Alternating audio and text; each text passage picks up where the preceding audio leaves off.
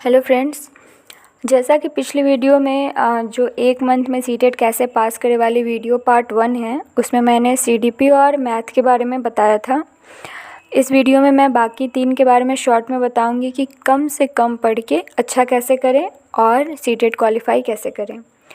तो फ्रेंड्स, मेरी वैसे वीडियो वॉइस में होती है तो आप आराम से इसे सुन सकते हो। काम करते हुए भी बस वीडियो को स्टार्ट करके रख दीजिए। इसमें आपका कोई भी एक्स्ट्रा टाइम नहीं लगने वाला है, इसलिए वीडियो को पूरा देखें और फॉलो ज़रूर करें। और हाँ, अगर ये वीडियो आपको आपके काम की लगे तो इसे लाइक और चैनल को सब्सक्राइब ज़रूर करिएगा ताकि मेरी आगे आने वाली वीडियो आप तक पहुँच सके। देखिए फ्रेंड्स, रही बात ईवीएस की, तो इसमें आपको पता है कि क्लास 3 to 5 के एनसीईआरटी से क्वेश्चन पूछे जाते हैं। इसके लिए जो स्टूडेंट कोचिंग ले रहा है वो उसके जो 3 to 5 के नोट्स आते हैं आप उसे पढ़ सकते हो, और जो लोग कोचिंग नहीं ले रहे हैं वो यूट्यूब के हेल्प से पढ़ सकते हैं। इसमें जो 15 मार्क्स के पैडागॉजी आते हैं तो उसके लिए आप सेम वही लेट्स लर्न पे हिमांशी मैम का जो पैडागॉजी का क्लास होता है वो आप देख लीजिए, आपका बहुत हद तक कंप्लीट हो जाएगा।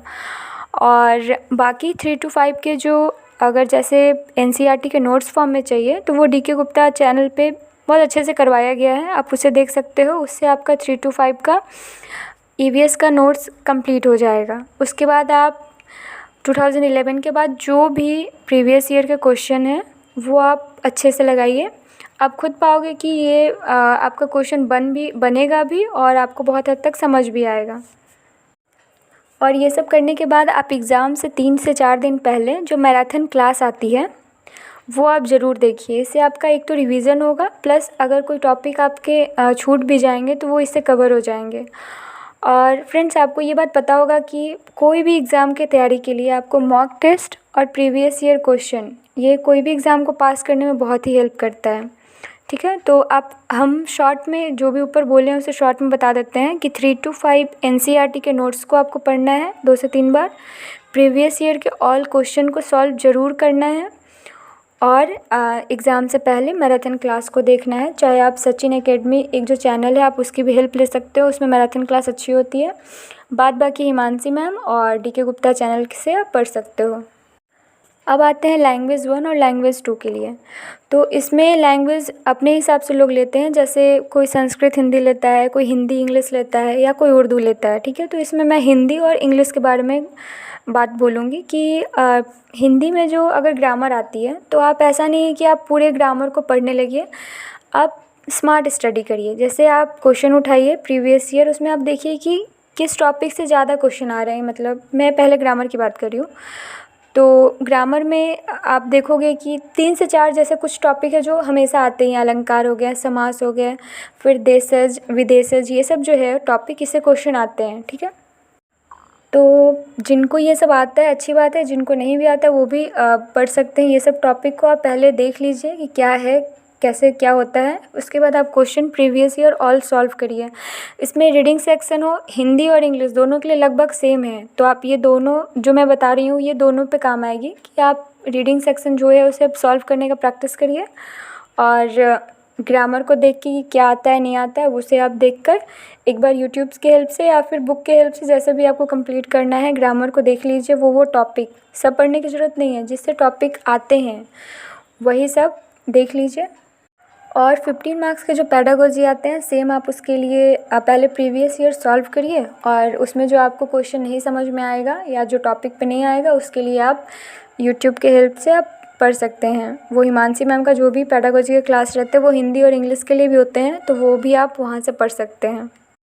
आप मेरी पूरी वीडियो में ये चीज़ नोटिस किए होंगे कि मैं पूरा फोकस किस पे कर रही हूँ। मेरा पूरा फोकस प्रीवियस ईयर क्वेश्चन पे है, क्योंकि प्रीवियस ईयर आपको सॉल्व करने से ये होगा कि आपको समझ आएगी कि किस टॉपिक से किस थ्योरी से। क्योंकि सीटेट में ऐसा है ना कि मतलब पैडागॉजी के कुछ ऐसे थ्योरी हैं, कुछ ऐसे टॉपिक हैं जिससे क्वेश्चन आते ही आते हैं, तो वो प्रीवियस ईयर करने से आपको ऐसा होगा कि आपका वो चीज़ क्लियर हो जाएगा।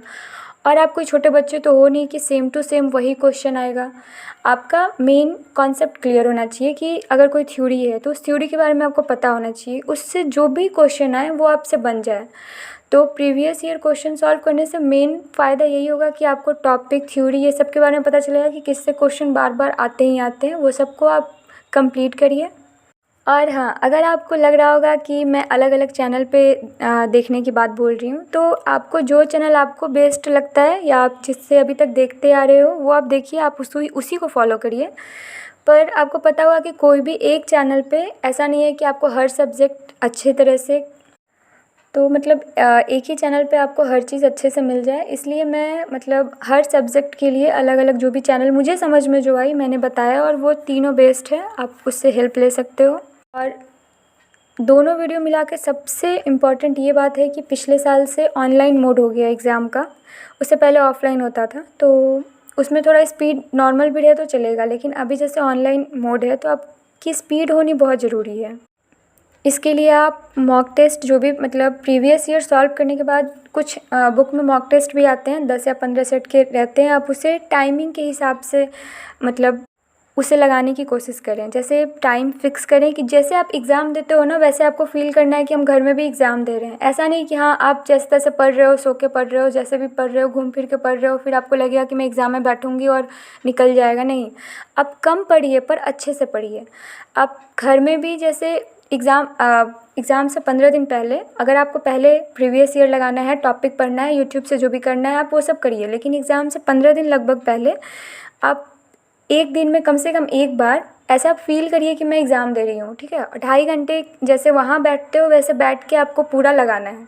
इससे आपका क्या होगा कि आपको अपनी स्पीड पे पकड़ होगी, आपको प्रैक्टिस होगा, और जब आप एग्ज़ाम में जाओगे ना तो आपका क्वेश्चन छूटेगा नहीं।